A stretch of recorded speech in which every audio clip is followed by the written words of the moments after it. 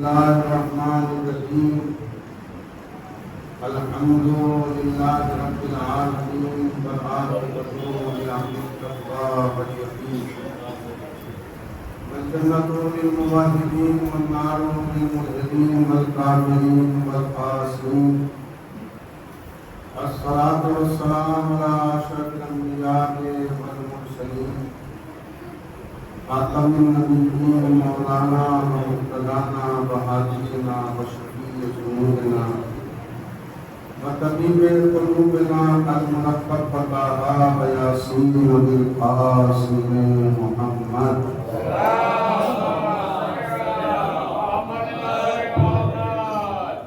وعلى أهل بيته الطيبين الطاهرين المعصومين المظلومين المنتقمين المنتجبين ولعنة الدائمة الباقية على أعدائهم ومنكر فضائلهم ومصائبهم أجمعين. أما بعد فقد قال الله تبارك وتعالى في القرآن المجيد وهو أصدق الصادقين وقول الحق. بسم الله الرحمن الرحيم. يا أيها الناس علمنا منطق الطير وأوتينا من كل شيء صلوات محمد.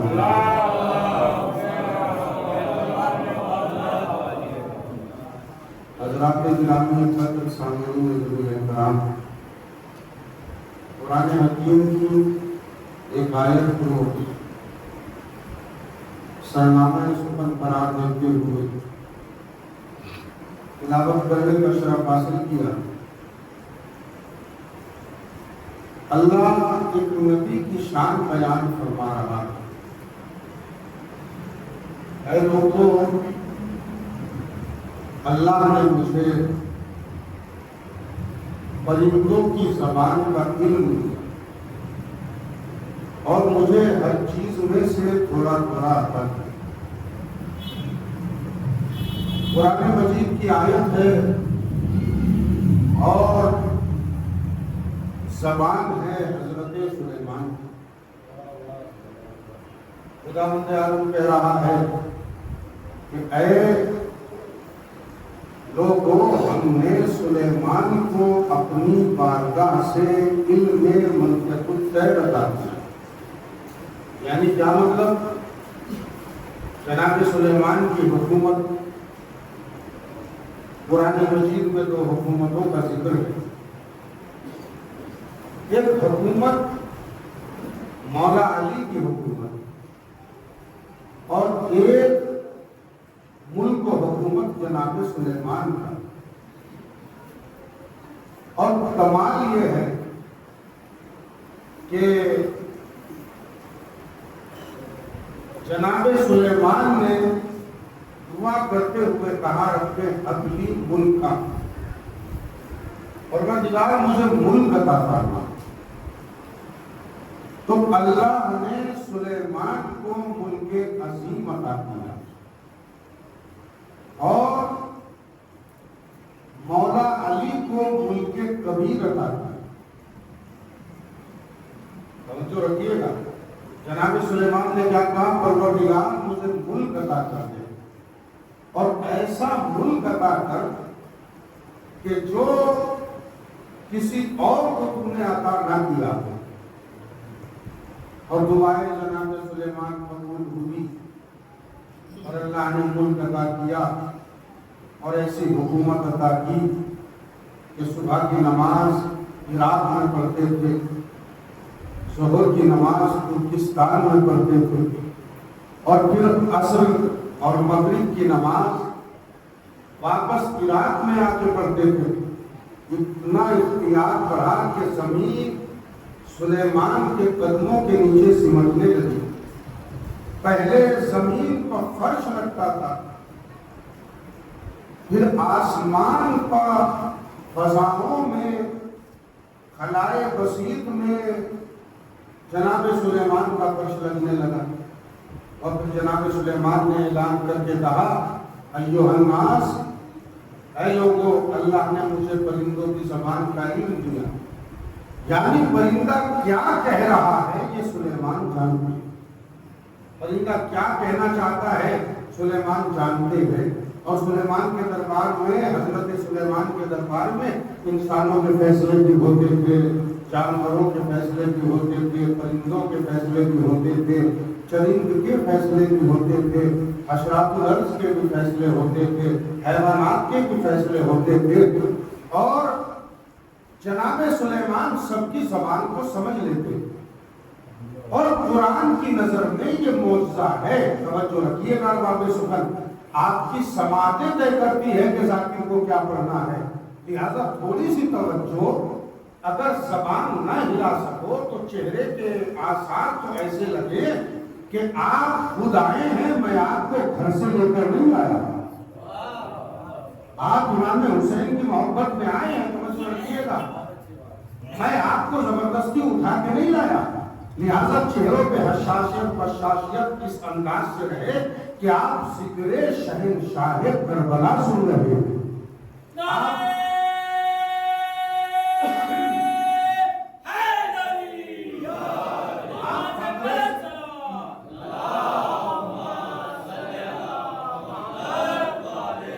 آپ فخر سلیمان کا تذکرہ سن رہے ہیں. تو جناب سلیمان کو علم تھا کہ پرندہ کیا کہہ رہا ہے.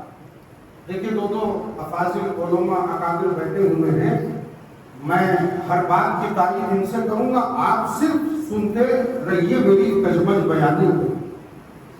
سلیمان کو پتا تھا کہ پرندے کیا کہہ رہے ہیں. سلیمان جانتے تھے کہ پرندوں کی زبان میں، پرندے اپنی زبان میں کیا کہنا چاہتے ہیں. اور یہ قرآن کا معجزہ ہے کہ پرندوں کی زبان کو سلیمان سمجھے. مگر ارباب سخن معجزہ ہے، میں انکار نہیں کرتا، لیکن آپ نے جانور پالے ہوتے ہیں، آپ بھی کبھی کبھی جانوروں کی زبان سمجھ جاتے ہیں، حیوانات کی زبان سمجھ جاتے ہیں، جانور کیا چاہتا ہے سمجھ جاتے ہیں. مگر اللہ نے کھلا ہوا معجزہ سلیمان کو دے کے کہا کہ دیکھو ہم نے سلیمان کو معجزہ عطا کیا، یہ پرندوں کی زبان کو سمجھ لیتے ہیں. تو ارباب سخن ہم پہ جو الزام لگتا ہے کہ آپ علی کو نبیوں سے آگے بڑھا دیتے ہو، ارے نبی کہاں اور علی کہاں؟ نبیوں کا معجزہ یہ ہے تو سلیمان کا معجزہ قرآن میں ہے کہ ہم نے سلیمان کو پرندوں کی زبان کا علم دیا. یعنی سلیمان کا معجزہ یہ ہے کہ وہ پرندوں کی زبان کو سمجھ جاتے تھے. آئیے میں آپ کو ایک منظر دکھاتا ہوں. مسجد کوفہ میں میرا مولا علی تشریف فرما ہے، قرآن کی تفسیر بیان ہو رہی ہے، حوالی موالی بیٹھے ہیں، اپنے پرائے بیٹھے ہیں، قمبر ساتھ بیٹھے ہیں کہ اچانک علی نے کسی کے سلام کا جواب دیا. تو جناب قمبر نے فرمایا مولا آپ نے کس کے سلام کا جواب دیا ہے؟ توجہ رکھیے گا. کہا یہ جو پرندے میرے سر سے گزر کے گئے ہیں انہوں نے مجھے سلام کیا ہے.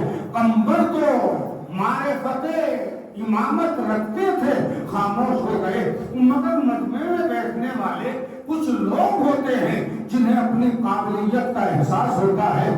ایسے لوگ علی کے سامنے بھی بیٹھے ہوئے تھے، اعتراض کر کے بولے ہم نے تو نہیں سنا کہ آپ کو کسی نے سلام کیا ہے، ہم کیسے جانے کہ آپ کو کسی نے سلام کیا ہے. اور علی کے چہرے پر جلالت کے آثار نمودار ہوئے. کہا قمبر کھڑے ہو جاؤ اور فلاں مقام پر جا کر آواز دو، اے وہ پرندوں کہ جو اللہ کے ولی کے اوپر سے گزر کے گئے ہو، تمہیں مصطفیٰ کا جانشین آواز دے رہا ہے، تمہیں علی مرتضیٰ آواز دے رہا ہے. بھائی جیسے ہی جناب قمبر نے بلندی پہ جا کے کہا اے وہ پرندوں کہ جو ابھی مسجد کوفہ سے گزرے ہو، تمہیں اللہ کا ولی بلا رہا ہے، پرندے آ کے بیٹھ گئے. اور جیسے ہی پرندے آ کے بیٹھے تو پرندوں نے سلام کیا. لوگوں نے کہا مولا ہم نے تو سنا نہیں. اب جملہ سنیے گا اور سلیمان کا معجزہ ذہن میں رکھیے گا.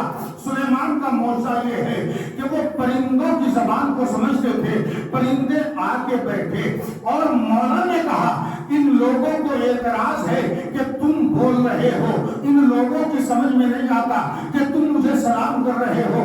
علی نے کہا میں اشارہ کن سے تمہیں حکم دیتا ہوں کہ فصیح اور صاف عربی میں گفتگو کرو. میں علی کا یہ کہنا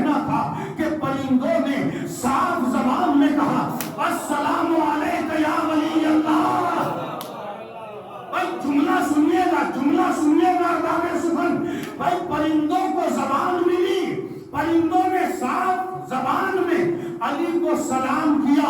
آؤ سلیمان دیکھو، پرندوں کی زبان سمجھنا اور ہوتا ہے، پرندوں کو زبان دینا اور ہوتا ہے.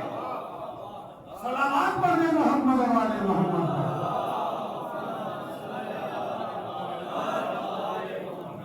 کیا ایھا الناس، اے لوگو، علمنا منطق ہے، اللہ نے مجھے پرندوں کی زبان کا علم دیا.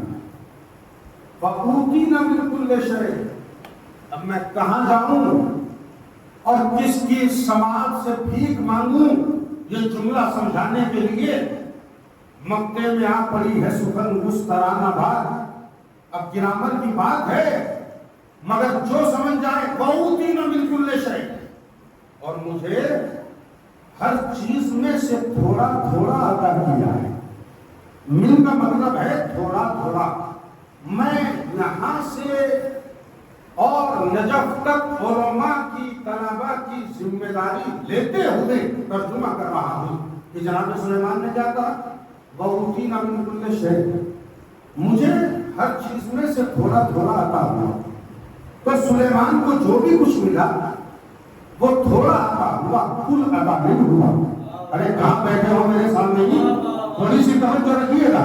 سلیمان نے کہا کل میں سے مجھے تھوڑا عطا ہوا، تھوڑا دیا گیا.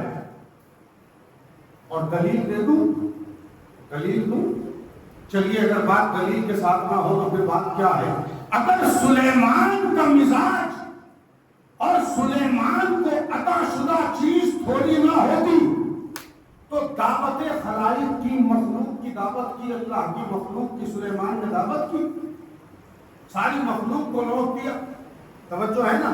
کبھی کبھی برادری میں بھی ایسا ہی ہوتا ہے کہ دعوت بہت سے لوگوں کی کرتی اور کھانا اتنا سا ہے. توجہ رکھیے گا، سلیمان کھانے کا انتظام، مخلوق کی دعوت. وقت سے پہلے ایک مچھلی نے دریا سے سر نکالا، کہا سلیمان مجھے بھوک لگی، اگر ممکن ہو تو مجھے پہلے کھانا کھلا دو. تاریخ بتاتی ہے جناب سلیمان نے کھانا کھلایا. مچھلی سارا کھانا کھا گئی مگر مچھلی کا پیٹ نہ بھرا. پانی میں ڈبکی لگانے سے پہلے مچھلی نے کہا سلیمان آپ کا شکریہ ذرا نوازی کا، یہ تو میرا ایک لقمہ ہوا، میرا کریم پروردگار مجھے ہر روز اتنے رزق کے 3 لقمے عطا کرتا ہے. توجہ رکھیے گا. تو سلیمان کا مزاج تھا تھوڑا، اس لیے مخلوق میں صرف مچھلی کا پیٹ بھی نہ بھر سکے. توجہ رکھیے گا. اب میں کتابت کی زبان میں کہوں، سلیمان ہے کچھ کچھ اور علی ہے سب کچھ. بھائی توجہ رکھیے گا. بھائی دلیل دے دوں، بھائی جس کا مزاج کچھ کچھ تھا وہ مخلوق کا پیٹ نہ بھر سکا، اور جس کا مزاج کل تھا اس نے حکومت آنے کے بعد کہا پروردگار تیرا شکر ہے کہ تیری دی ہوئی حکومت میں کوئی بھوکا نہیں ہے. یہ علی کا کمال ہے، یہ علی کا کمال ہے. اوتینا من کل شیء، مجھے ہر چیز میں سے تھوڑا تھوڑا عطا کیا گیا. تو سلیمان سے مچھلی نے کھانا مانگا تو ایک لقمے کی برابر دے پاتا، اور علی کا مزاج ہے کل سب کچھ. اگر اپنی سمجھ میں نہیں آتا تو سائل سوال کرتا ہے مولا بھوکا ہوں روٹی، کہاں کمبر روٹی دو، کہاں مولا روٹی تو توشہ دان میں ہے، کہاں پورا توشہ دان دے دو، کہاں مولا توشہ دان تو سامان میں، کہاں سامان دے دو، کہاں مولا سامان اونٹ پر ہے، کہاں پورا اونٹ دو، کہاں اونٹ قطار میں ہے، کہاں پوری قطار دو. بھائی توجہ ہے نا. اب میں جملہ کہوں، میرے مولا کا مزاج ہے گل، میرے مولا کا مزاج ہے گل. علی سے تھوڑے کا سوال کرو زیادہ علی عطا کرتے ہیں. اب حشر کا میدان ہوگا، علی سامنے ہوں گے، ہم کہیں گے مولا نماز کا حق ادا نہیں کیا، روزے کا حق ادا نہیں کیا، ہم نے کچھ بھی حق ادا نہیں کیا، مگر تیرے کرم کی بھیک مانگنے آ گئے. چلیے جنت نہ صحیح، جنت کا ایک پتا دے دو. شاخ پر ہے، کہا کمبل پوری شاخ دے دو، کہا شاخ درخت پر ہے، کہا پورا درخت دے دو، کہا مولا درخت جنت میں ہے، میرے چاہنے والوں کو جنت دے دو۔ علی کا مزاج کل، سلیمان کا مزاج کچھ، لہذا اب سلیمان آواز دے کے کہتے ہیں وَأُوتِينَا مِن كُلِّ شَيْءٍ، مجھے ہر چیز میں سے تھوڑا تھوڑا عطا کیا۔ اور ادھر علی کا مزاج یہ ہے کہ صاحب سوال کرے کل کا کل عطا کر دے۔ اور دیکھیے اب سلیمان نبی کی حکومت ہے، اور ایسی حکومت ہے کہ چرند پرند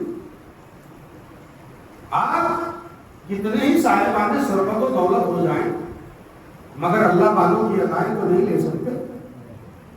آپ اپنے دھوپ سے بچنے کے لیے اپنے سر پہ امبریلا چھاتا یوز کر سکتے ہیں، آپ عالیشان مکان بنا سکتے ہیں، مگر سلیمان نبی کی شان تو دیکھو کہ سلیمان جب تختہ حکومت پر بیٹھتے تھے تو پرندے جناب سلیمان کے سر پہ سایہ کرتے تھے، اور جیسے جناب سلیمان نے ایک روز دیکھا اپنے تخت پر آئے پرندوں نے اپنے پروں سے جناب سلیمان کے اوپر سایہ کیا ہوا، تو اب جو ایک دھوپ کی ٹکاری جناب سلیمان کے چہرے پر لگی، توجہ رکھیے گا، جناب سلیمان نبی کے چہرے پر دھوپ کا ایک انداز ایک ٹکاری لگی، تو جیسے ہی لگی تو پوچھا، پرندوں کی طرف دیکھا تو سارے پرندے موجود تھے، سارے پرندے موجود ہیں، بس ایک پرندہ ہے جو جناب سلیمان کے سر پہ سایہ کیے ہوئے نہیں ہے۔ قرآن میں واقعہ موجود ہے، آپ جا کے پڑھ لیجیے، اور قرآن میں آیت کے انی لَأَرَى الْهُدْهُدَ، یہ ہدہد کہاں چلا گیا؟ بھائی جناب سلیمان کی بزم ہے، پرندوں نے سایہ کیا ہوا ہے، توجہ رکھیے گا، جناب سلیمان کے اوپر پرندوں نے سایہ کیا ہوا ہے، نردوش پکشی ہے جو سایہ کیے ہوئے ہیں نبی خدا کے اوپر۔ جناب سلیمان نے سارے پرندوں کو دیکھا مگر ہدہد نظر نہیں آیا۔ قرآن کی آیت ہے کہ جناب سلیمان نے فرمایا کہ میں ہدہد کو نہیں دیکھ رہا ہوں، یہ کہاں چلا گیا؟ اب آیت ہے قرآن کی قبلہ، یہ بغیر بتائے میری بزم چھوڑ کے گیا ہے، آنے دو، میں اسے ڈانٹوں گا، ٹپٹوں گا، سرزنش کروں گا، توبیخ کروں گا۔ اور قرآن کے الفاظ تو بڑے سخت ہیں، میں اس پر تعظیم کروں گا، ہو سکتا ہے کہ میں اسے ذبح کر ڈالوں۔ بھائی معصوم پرندہ ہے سلیمان، کچھ تو خیال کرو، آپ اللہ کے نبی ہو، اللہ نے آپ کو نبوت عطا کی ہے، مگر جیسے ہی ہدہد سلیمان کی بزم کو چھوڑ کے گیا تو جناب سلیمان نے کہا کہ پرندہ کہاں گیا؟ آنے دو، میں اس پر سرزنش کروں گا، ڈانٹوں گا، ٹپٹوں گا، میں کہوں گا اے سلیمان آپ نبی ہے، یہ پرندہ نبی نہیں، اسے معاف کرو۔ پھر بات کیا ہے؟ جملہ سنیے گا، باب اعظم ذرا جاگ کے سنیے گا، اے سلیمان نبی وجہ کیا ہے؟ ایک پرندہ چلا گیا تو اس میں ناراض ہونے کی بات کیا ہے؟ بغیر بتائے چلا گیا، آنے دو، میں اس پرندے کو بتاتا ہوں۔ بھائی سلیمان نبی نے کہا مسئلہ آنے جانے کا نہیں ہے، بیدار ہو کے جملہ سنیے گا، مسئلہ آنے جانے کا نہیں ہے، مسئلہ عزت بزم نبوت کا ہے۔ اگر ایک پرندہ سلیمان کو بزم میں چھوڑ کے چلا جائے تو عذاب کے قابل ہو جائے، تو جو نبی کو میدان میں چھوڑ کے چلے گئے،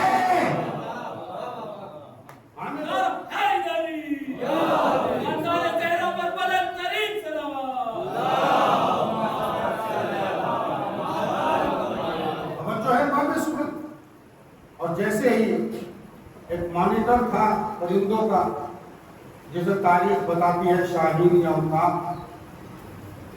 وہ ہواؤں میں اڑا اور اس نے دیکھا کہ ملک سبا کی طرف سے ہدہد آ رہا ہے، اور جیسے اس نے ہدہد کی طرف دیکھ کے اس شاہین نے، عقاب نے، ایگل نے، جو بھی لفظ آپ کہیے، کہا سلیمان نبی نامراض ہو رہے ہیں، کہاں گیا تھا؟ تو ڈانٹ کے ہدہد نے کہا تم سے کیا مطلب، میں خود سلیمان نبی کو بتا دوں گا۔ دربار میں آیا ہدہد، بس سنیے گا اختتامی مرحلے چند جملے مصائب کے۔ دربار میں آیا ہدہد، سلیمان نبی سے کچھ نہ کہا، غصے کے عالم میں تھے جناب سلیمان، اور انتظار کر رہے تھے کہ تو بغیر بتائے کہاں گیا ہے۔ لیکن جیسے ہی ہدہد آیا، ہدہد نے زبان سے تو کچھ بھی نہیں کہا۔ تاریخ بتاتی ہے اپنے پروں کو کھولنا شروع کیا، اور ایسے کہ جیسے اپنے پروں کو جناب سلیمان کو دکھا رہا ہو۔ تاریخ بتاتی ہے منبر کی عظمت کی قسم کہ ہدہد نے سلیمان سے کوئی معافی نہیں مانگی، کچھ بھی نہیں کہا، بس خالی پروں کو کھول کے دکھایا۔ سلیمان نبی خاموش ہو گئے، غصہ کافور ہو گیا۔ میں سوچ رہا تھا کہ بات کیا ہے، اتنا غصہ، اور ہدہد نے پروں کو کھولا، غصہ کافور، ختم۔ وجہ کیا تھی؟ بل وجہ یہ تھی کہ ہدہد نے پروں کو دکھایا، اور اس کے پروں پر ایک پر کے اوپر محمد الرسول اللہ لکھا تھا، اور دوسرے پر پہ علی ولی اللہ لکھا ہوا تھا۔ اب جملہ کہنے کو جی چاہتا ہے، جملہ کہنے کو جی چاہتا ہے، یاد رکھیے گا، میری پوری مجلس بھول جائیے گا۔ بھائی اس کا مطلب یہ ہوا کہ اگر مزاج نبوت و مزاج توحید کو غصہ آ رہا ہو تو ان کا نام دکھا دو، غصہ ختم ہو جاتا ہے۔ اب پتا چلا کہ مرنے والے کے شہادت نامے پر ہم 14 کے نام اسی لیے لکھتے ہیں کہ تاکہ غضب الہی سرد ہو جائے، تاکہ غصہ توحید ختم ہو جائے۔ اور اب جناب سلیمان نے پوچھا کہاں گیا تھا؟ ہدہد نے پھر بھی بڑی ٹیبلیاں چڑھا کے بات کی، کہا سلیمان نبی بن کے بات کرو، بادشاہ بن کے بات نہ کرو۔ بھائی آپ کو میں کیا میسج دوں اس مقام پہ؟ بس میں نبوت ہے، سلیمان بادشاہ کی ہے، حضرت سلیمان بادشاہ کی ہے، نبی بھی ہے، مگر ہدہد نے کہا اے نبی خدا، مجھ سے نبی بن کے بات کرنا، بادشاہ بن کے بات نہ کرنا۔ توجہ رکھیے گا، اب میں آپ کو میسج دینا چاہتا ہوں، حسین کے دروازے پر عزادار بن کے آنا، دولت مند بن کے مت آنا۔ سلیمان نبی بن کے بات کرو۔ کہاں گئے تھے؟ کامل کے سب واپس مجلس کو ختم کر رہا ہوں، گرمی کافی ہے، توجہ رکھیے گا۔ کہاں گئے تھے؟ کامل کے سب۔ کیوں گئے تھے؟ کہا نبی خدا وہاں شہزادی بلقیس رہتی ہے۔ کہا پھر کیا ہوا؟ کہا اس کا طریقہ یہ ہے کہ وہ اپنے گھر میں رہتی ہے، اور اس نے ایسا انتظام کیا ہے کہ جب صبح کو سورج نکلتا ہے تو سورج کی پہلی کرن اس کے چہرے پر پڑتی ہے، اور وہ سورج کو پوجتی ہے، اس کی عبادت کرتی ہے، سورج کو خدا مانتی ہے۔ توجہ رکھیے گا، آپ نے سنا؟ تو تم نے کیا کیا؟ جناب سلیمان نے ہدہد سے کہا تم نے کیا کیا؟ کہا نبی خدا میں کیا کرتا، میں چھوٹا سا پرندہ کہہ رہا، میں اتنی بڑی سلطنت کی شہزادی کا کرتا کیا؟ مگر میں نے ایک کام کیا۔ کہا وہ کیا؟ کہا جو اس کا گھر تھا جہاں سے سورج کی شعاعیں آتی تھی، اور وہ اللہ کو چھوڑ کر سورج کی عبادت کرتی تھی، میں اس روزن میں جا کے بیٹھ گیا، تاکہ سورج کی کرنیں نہ اس کے چہرے پہ پڑے، نہ یہ باطل خدا کی پرستش کرے۔ بس جیسے ہی جناب سلیمان نے یہ سنا، اپنا دست نبوت ہدہد کے سر پہ رکھا۔ تاریخ بتاتی ہے اس دن سے آج تک ہدہد کے سر پہ اللہ نے تاج عطا کیا ہے۔ بس جملہ سنیے گا، جو باطل کے راستے کو ایک مرتبہ روکے وہ تو نبی کے ہاتھ سے تاج پہننے کا حقدار ہے، اور وہ علی جو ہر جنگ میں باطل کا راستہ روکے۔ توجہ رکھیے گا، اے سلیمان نبی، ہم نے کیا کیا؟ ہم نے باطل کی راہوں کو روکا۔ اور اب جناب سلیمان نے خط لکھوایا، کسے؟ بلقیس کو۔ قرآن مجید میں وہ خط ہے، وہ لیٹر ہے، اور اپنے بس میں اعلان کر کے کہا کہ کون ہے جو بلقیس کے آنے سے پہلے پہلے اس کا تخت یہاں پہنچائے۔ دیکھیے سلیمان چاہتے تو 1000 تخت بنوا لیتے، مگر سلیمان کو یہ بھی تو بتانا تھا کہ میں خالی بادشاہ نہیں ہوں، نبی بھی ہوں، میں صاحب اعجاز بھی ہوں، معجزہ بھی دکھا سکتا ہوں۔ ورنہ جنوں سے کہتے، انسانوں سے کہتے، تخت بن کے تیار ہو جاتا۔ پھر یہ ملک سبا سے شہزادی بلقیس کا تخت کیوں بنوایا؟ تاکہ وہ تخت دیکھ کے چونکے۔ بس توجہ رکھیے گا، اور وہ یہ سمجھے کہ جس نے مجھے بلوایا ہے اس نے میرا تخت کیسے بلوایا، اور یہیں سے جذبہ ایمان پیدا ہو جائے کہ یہ بادشاہ نہیں ہے، یہ نبی ہے۔ توجہ رکھیے گا بھائی، مسئلہ اتنا تھا۔ اب جناب سلیمان نے ادھر سے جناب بلقیس چل پڑی، اور ادھر جناب سلیمان نے بس لگائی۔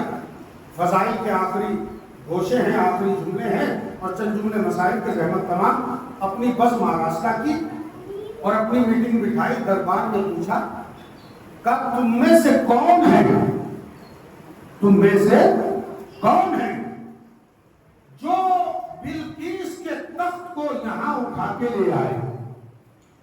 توجہ رکھیے گا، ایک نے کہا کہ میں لے آؤں گا اس سے پہلے کہ آپ کا دربار برخاست ہو، ختم ہو آپ کا دربار۔ جناب سلیمان نے کہا کافر ہو جائے گا۔ ایک اور اٹھا، اس نے کہا میں لے آؤں گا۔ کتنی دیر میں لاؤ گے؟ کہا نبی خدا قبل اس کے کہ آپ اپنی جگہ سے اٹھے میں تخت اٹھا کے لے آؤں گا۔ جناب سلیمان نے کہا کتنی دیر ہو جائے گی؟ اب قرآن کی آیتیں ہیں صاحب، میرے اپنے الفاظ نہیں ہیں۔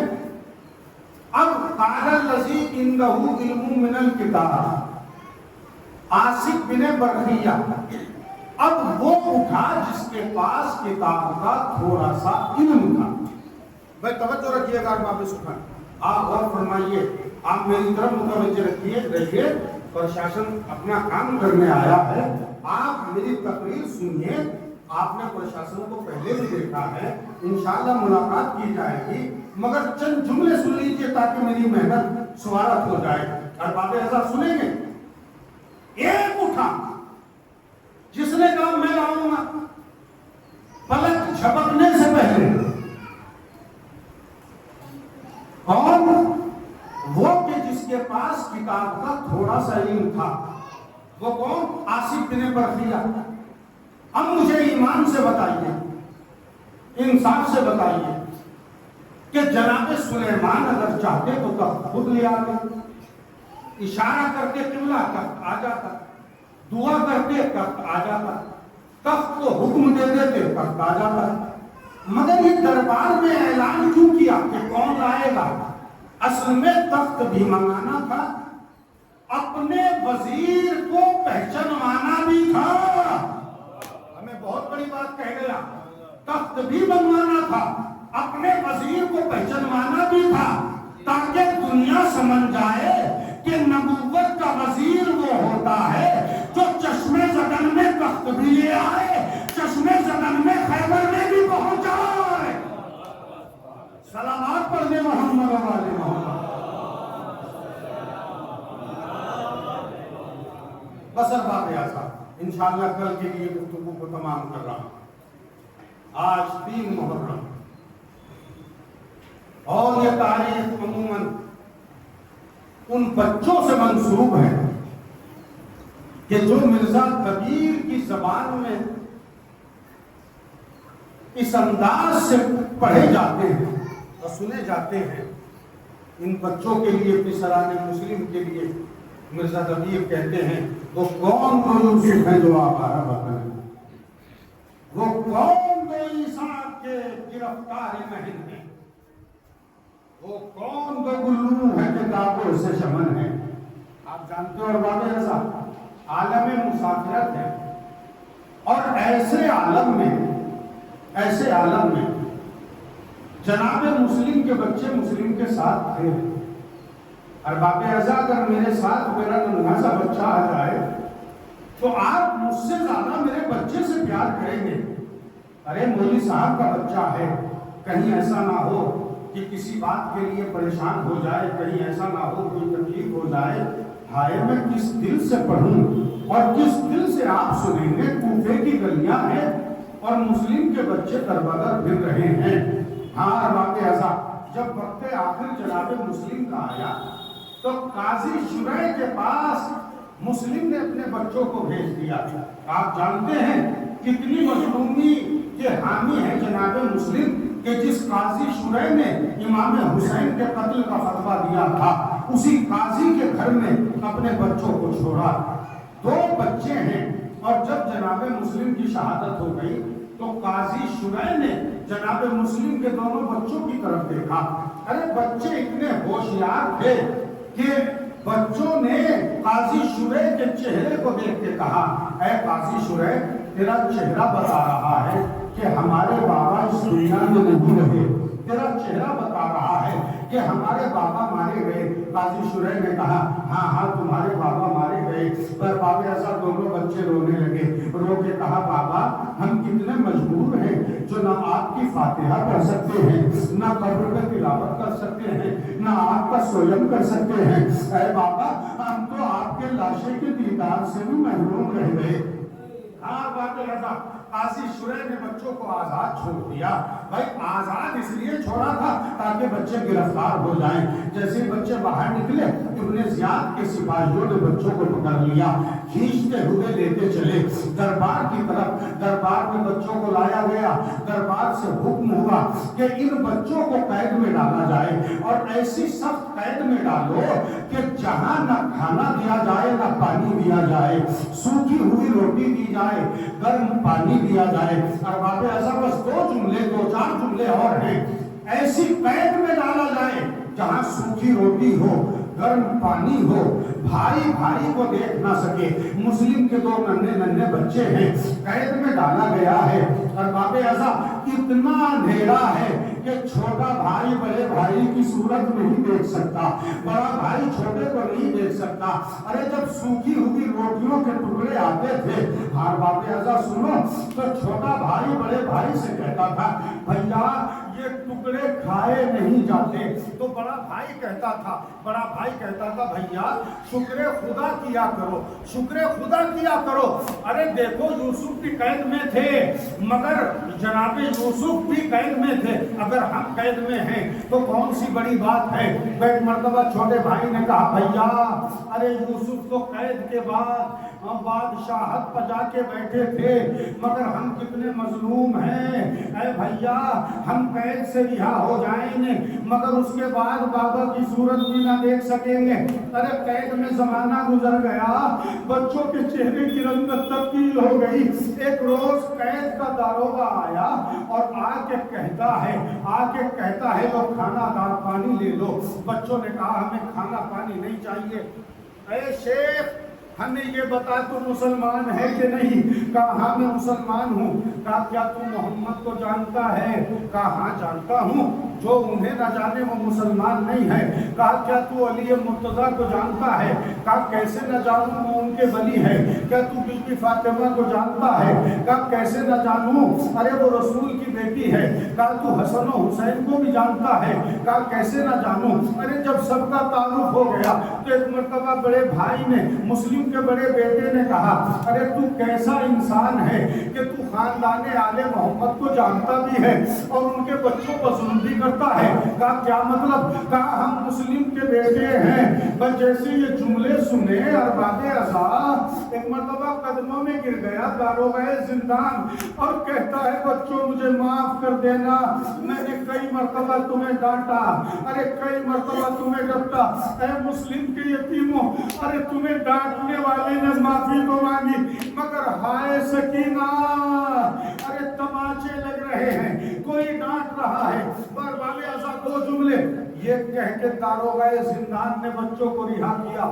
راہ قادسیہ پر چلے گئے مگر چلتے چلتے تھک کے چور ہو گئے. ایک ضعیفہ اپنے گھر لے آئی، رات کو گھر میں رکھا. جیسے ہی ضعیفہ کا شوہر آیا جو دشمن اہل بیت تھا، بھائی ادھر بچوں نے خان میں دیکھا کہ بابا خان میں آئے ہیں تو بھائی بھائی سے لپٹ گیا. بھیا ارے اب رخصتی ہونے کا زمانہ آ گیا، بھیا بابا سے ملاقات کا زمانہ آ گیا.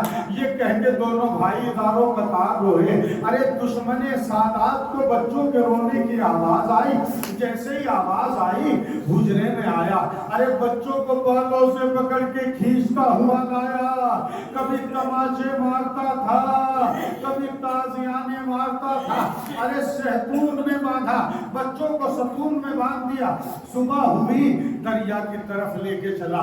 بچے التجا کر رہے ہیں ہم نے تیرا کیا بگاڑا ہے، ہمارا کیا قصور ہے. اب جو دریا کے قریب گئے ہیں تو مرتبہ جب قتل کا ارادہ کر لیا تو چھوٹے بھائی نے بڑے بھائی سے کہا بھیا اسے کہہ دو کہ ہمیں اتنی اجازت دے دے کہ ہم 2 رکعت نماز پڑھ لیں، اپنے خدا کو آخری وقت میں یاد کر لیں. ہاں باب عزا سنیں گے. ارے جیسے ہی شمر جیسے ہی ظالم خنجر لے کے آگے بڑھا، چھوٹے بھائی نے کہا پہلے مجھے قتل کر دے. بڑے بھائی نے کہا نہیں پہلے مجھے قتل کر دے، اس لیے کہ میری نگاہوں کے سامنے میرا چھوٹا بھائی قتل ہو مجھے منظور نہیں ہے. ہاں باب عزا سنیں گے. پر آخری جملہ بڑا بھائی قتل ہو گیا. ظالم نے سر کو رکھا، لاش کو دریا میں پھینکا. بس جیسے ہی لاش دریا پر گئی، دریا کی سطح پر لاش ٹہل گئی. آواز آ رہی تھی اے بھیا ارے جب تک تو نہ آئے گا تیرا بھائی آگے نہ بڑھے گا. اس لیے کہ ماں نے کہا تھا بیٹے کبھی بھائی کا ساتھ نہ چھوڑنا. ارے ظالم کا خنجر چلا، دوسرے بھائی کو شہید کیا. لاش پانی پا گئی، دونوں بھائیوں کی لاش پانی کی سطح پر تیر رہی تھی. ارے جیسے ہی ظالم نے یہ منظر دیکھا اسے حیرت ہوئی کہ رمق جان باقی ہے. ارے تیر کمان اٹھایا، لاشوں پر تیر چلائے. ایک سیاہ پوش بی آواز دے رہی تھی ارے میرے بچوں کی خیر، انا للہ و انا الیہ راجعون.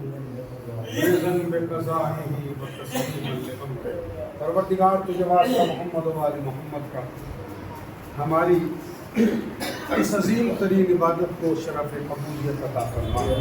پروردگار تجھے واسطہ محمد و آل محمد کا جو بے روزگار ہیں انہیں روزگار عطا فرما. خداوند کریم جو بیمار ہیں انہیں شفا عطا فرما. پروردگار عالم جو پریشان حال ہیں ان کی پریشانی کو دور فرما. خداوند کریم ہمیں سچا حسینی بننے کی توفیق عطا فرما. پروردگار مقصد امام حسین سمجھنے کی توفیق عطا فرما. پروردگار فرش عزائے امام حسین کو آباد فرما. خداوند کریم ہمارے ملک میں بہتر حالات پیدا فرما. خداوند کریم ہمیں پیار محبت کی توفیق عطا فرما. پروردگار تجھے واسطہ محمد و آل محمد کا اس منبر کے وارث حضرت ولی عصر کے ظہور میں تاجیل فرما. ماتم